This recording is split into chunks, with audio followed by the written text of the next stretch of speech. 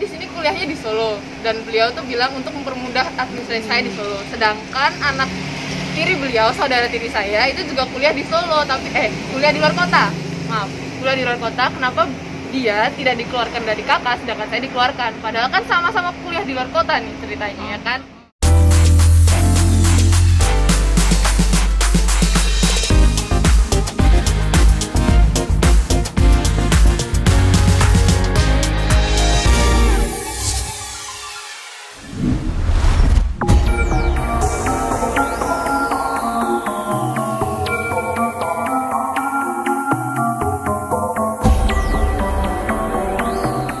Usai menjadi perbincangan hangat publik lantaran digugat oleh mantan istri sirinya, Amalia Fujiawati ke Pengadilan Agama Kelas 1A Jakarta Selatan pada 18 Maret 2021 lalu perihal status dan hak anaknya, kini nama Bambang Pamungkas atau BP kembali ramai diperbincangkan lantaran menghapus nama anaknya Jane Abel dari kartu keluarga.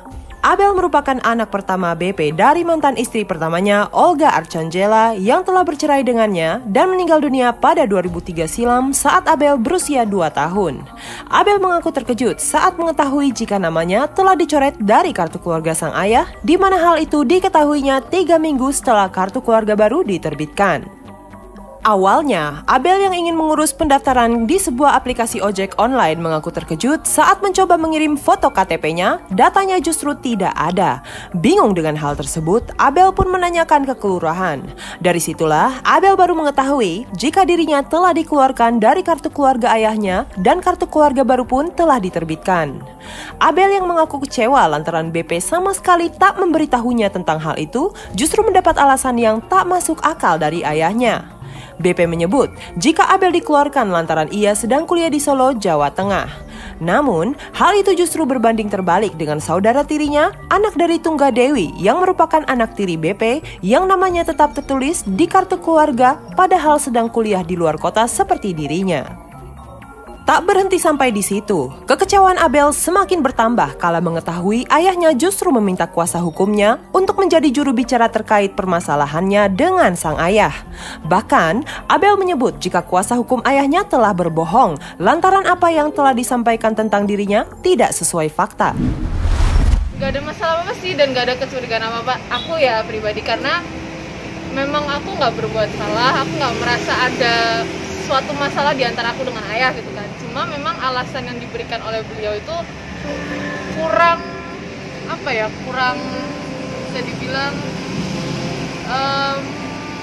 masuk akal lah. Maksudnya aku kan di sini kuliahnya di Solo dan beliau tuh bilang untuk mempermudah administrasi saya di Solo. Sedangkan anak tiri beliau, saudara tiri saya itu juga kuliah di Solo, tapi kuliah di luar kota. Maaf, kuliah di luar kota. Kenapa dia tidak dikeluarkan dari kakak sedangkan saya dikeluarkan? Padahal kan sama-sama kuliah di luar kota nih ceritanya ya kan. Nah itu permohonan kakak itu per tanggal 27 Mei itu dikeluarkan. Terus kakak baru terbit itu 24 Juni. Jadi tidak jelas, tidak tahu tercantum di mana itu kan, karena saya butuh administrasi dong untuk apapun gitu loh. Maksudnya ya saya cuma butuh kejelasan kakak doang, nggak ada maksudnya nggak ada kok kali mau apa ya, kayak berencana ini biar masalahnya tutup gitu kan, enggak ada. Yang aku tahu juga dari TV tadi pagi juga katanya yang bicara malah lawyernya ya. Nah itu aku udah kecewa sih, karena ya di sini kan masalahnya antara aku dengan ayah dan ini bukan masalah hukum. Tapi kenapa lawyernya yang maju gitu? Karena ya maksudnya gini, masalah kekeluargaan, maksudnya antara anak dengan ayah kan nggak perlu lawyer juga kan untuk bicara gitu. Jadi yang aku sayangkan, yang aku sewain itu ya lawyernya berbicara, dan lawyernya pun berbicara seakan-akan beliau itu menyaksikan langsung apa yang saya rasakan gitu. Semua alasan yang dikatakan oleh si Pak Lawyer ini bohong. Semuanya tuh tidak sesuai dengan fakta dan data yang ada gitu loh. Apa yang tidak sesuai? Banyak banget. Mulai dari alasan katanya pernikahan saya dibuat alibi, terus saya datang ke rumah tidak dikomunikasikan, terus katanya saya bikin konten di rumahnya beliau. Maksudnya saya datang ke rumah ayah tuh buat konten gitu. Maksudnya kalau memang saya bertujuan untuk konten, ya saya buat dari lama-lama yang dulu-dulu gitu loh. Maksudnya ya lumayan nih, bapak gue tenar, gue bikin konten deh gitu kan. Maksudnya saya di sini tuh nggak cari duit gitu loh. Maksudnya nggak cari saya tuh bikin video di sini untuk dari bahan bukti kalau memang saya datang ke rumah ayah tidak dibukakan pintu gitu kan, itu barang bukti saya gitu. Ketika nanti suatu saat saya butuh kan, kalau nggak ada buktinya siapa yang mau percaya gitu kan. Siapa tahu nanti si lawyernya bersilat lidah lagi dengan karena nggak adanya bukti gitu kan. Makanya aku jadiin itu pegangan gitu loh. Kalau suatu waktu si lawyer atau ayah tuh bilang, mana buktinya kamu datang ke rumah saya gitu kan, ya aku tunjukin dong, ini buktinya, gak dibukain pintu gitu kan. Tapi aku tahu banget kalau memang ayah ada di rumah.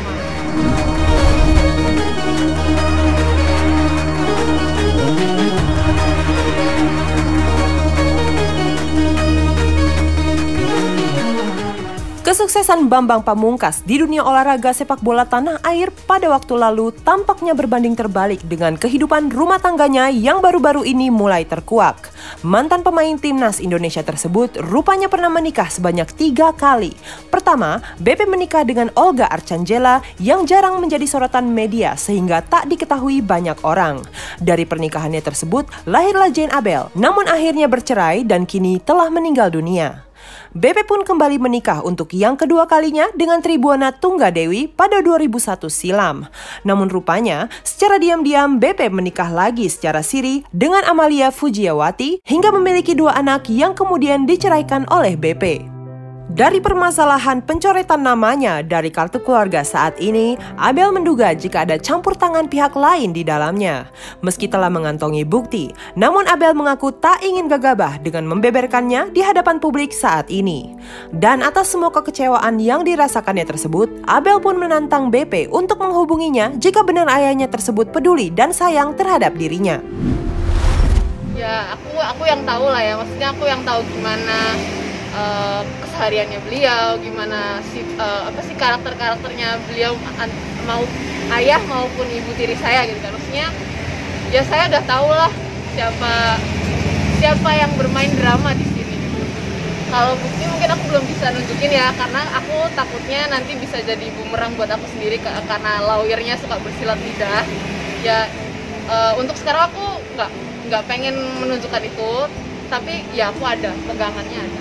Ya dengan puzzle yang terkumpul selama ini ya, maksudnya selama dari awal saya dikeluarkan sampai sekarang hari ini, maksudnya puzzle-puzzlenya tuh memang terkumpul sudah gitu. Maksudnya ya jelas lah, belum ada komunikasi sama sekali dari beliau, nggak ada komunikasi sama sekali.